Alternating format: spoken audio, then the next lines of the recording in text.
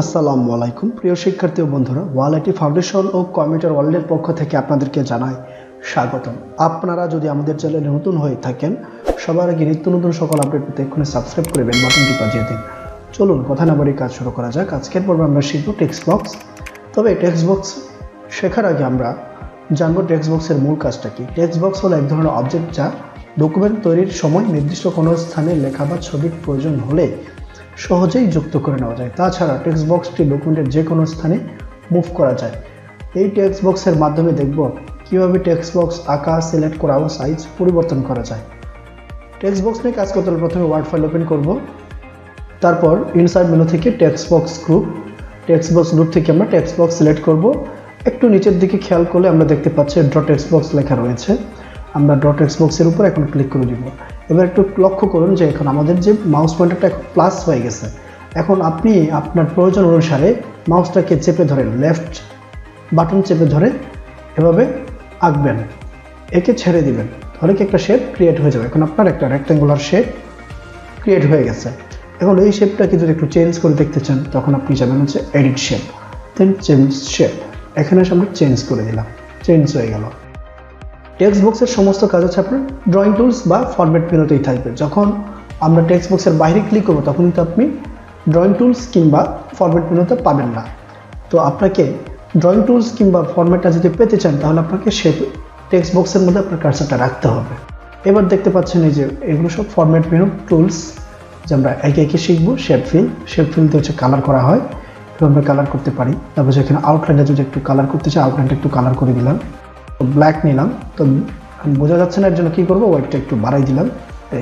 এখন এটাকে আরেকটু ছোটো কিংবা বড় করতে চাইলে যে পয়েন্টগুলো দেখতে পাচ্ছেন, 1 2 3 4 5 6 7 8টা পয়েন্ট আছে। এই পয়েন্টগুলো ধরে আমরা ছোটো বড় করতে পারবো। এটা ধরলে সাইডটা বড় হয়ে যাবে, আর নিচেটা ধরে টান দিলে বড় হয়ে যাবে। এখন এটাকে ধরো ছোটো করে দিলাম, বা শেপটাকে আবার চেঞ্জ করে দিব। এর জন্য এডিট শেপ, চেঞ্জ শেপ থেকে আমরা একটা রেক্ট্যাঙ্গুলার শেপ নিয়ে নিলাম। তো শেপের মূল কাজ হচ্ছে লেখা। এখানে আমরা লিখবো। তো আমি এখন না লিখে কী করবো, এখন কিছু টেক্সট অনলাইন থেকে কপি করে নিয়ে আসবো। এর জন্য আমি ব্রাউজারে ক্লিক করে দিলাম। এখন কিবোর্ড থেকে কন্ট্রোল চেপে সি প্রেস করে দিলাম। টেক্সট বক্সে ক্লিক করে পেস্ট করে দিব। এই যে লেখাটাকে আবার কী করবো, সিলেক্ট করে ফরম্যাট মেরে দিব, যেহেতু ব্যাকগ্রাউন্ডের যে অংশটা রয়ে গেছে। এখন আমরা চাইলে এই লেখাটাকে একটু বড় করতে পারি, কিংবা একটু জাস্টিফাই করতে পারি, ফন্ট চেঞ্জ করতে পারি। সেম হোমেন্টে যা যা শিখেছিলাম এগুলো। এরকম আমরা ছোটো ছোটো বক্স নিয়ে চিরকোড আকারে লিখতে চাইলে আমরা এবং টেক্সট বক্স ইউজ করতে পারি। এই টেক্সট বক্সটাকে যদি আমরা আবার কালার চেঞ্জ করতে চাই, আবার এখানে ফরম্যাটে এসে চেঞ্জ করে নেব। কিংবা একটু প্রিমিয়াম কালার করতে চাইলে শেপ টেক্সট, এখান থেকে আমরা একটু প্রিমিয়াম একটা ভাব নিয়ে আসতে পারি। আবার লেখার কালারটা চেঞ্জ করতে চাইলে সিলেক্ট করে যে টেক্সট ফিল এখানে আছে, এখান থেকে আমরা চেঞ্জ করে দিতে পারি। আবার এখানে বক্সের সাহায্যে একটা বক্স নিলাম, যে ড্র টেক্সট বক্স, এঁকে এখানে একটা ছবি নিব, এখানে যে শেপ ফিল পিকচার। তারপর আমরা টেক্সট বক্স দিয়ে যেখানে মন চাই সেখানে আমরা লিখতে পারবো। আমি এখন যাচ্ছি উপরে লিখবো, তাহলে এখানে জাস্ট একটা বক্স আঁকলাম, এঁকে এখানে একটা চেঞ্জ কিছু টেক্সট লিখলাম।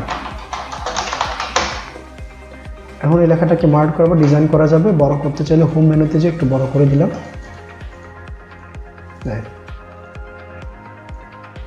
একটু বক্সটা বড় করে দিই,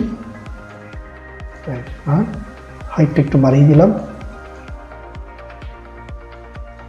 তারপর হচ্ছে আবার ফরম্যাট শেপ ফিল, এখানে এসে